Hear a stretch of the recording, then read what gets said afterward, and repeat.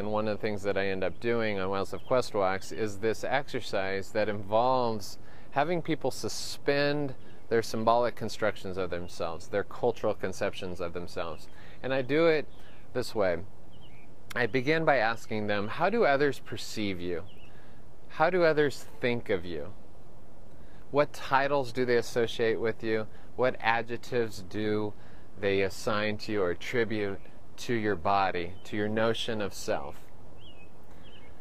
And what we do is we end up bundling this collection of adjectives, this collection of titles, this collection of who I am, this social collection that gets superimposed on the body, and that's how we conflate our notion of who we are.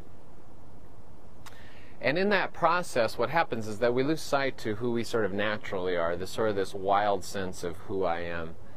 And so the follow-up question is that after we take that collection of masks, that mask that we wear, that social mask, and we pull those masks off, the collection of little mini masks, and we put it in, and we put this down and suspend it for a while. And all you have is this raw, existential body.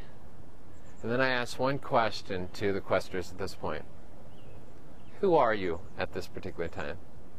How do you know who you are if you can't use language or symbols to assign to your body to know who you are? And it's during this moment that I ask them to think about other ways of expression. Focus on actually what moves you by actually tapping the interior resources, by actually listening to the body wisdom.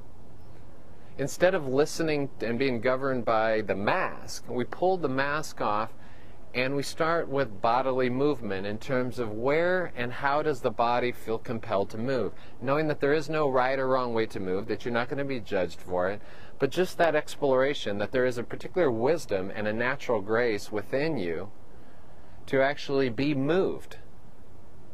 And in this process of being moved, we actually layer on another sensory device or sensory awareness in the terms of sound.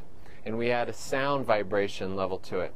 And so as a result, people start, and we go, and just when a quester feels like they've exhausted that particular expression, whether it's the sound and the movement, and knowing that there is no right or wrong way of doing this, just when they think that they've exhausted, I just have them hang in there for just a bit longer, and I go, stay with it.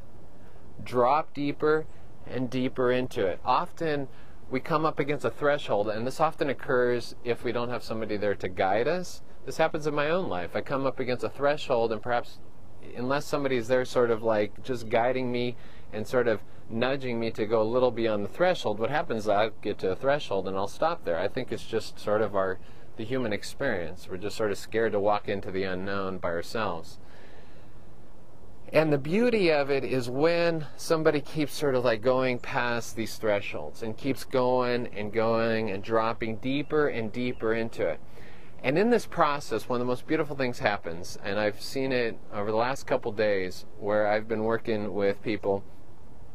All of a sudden you just start seeing this expansion, this relaxation, this decompression of the body, and a type of awareness that is actually evoking so many parts of the body and so many parts of their own spirit that actually has just been sleeping. Sleeping in part because the mask that we wear, and we hardly ever put it down, is actually, what happens is that it compresses our ability to actually explore these particular areas of understanding ourselves in a much more expansive possibility.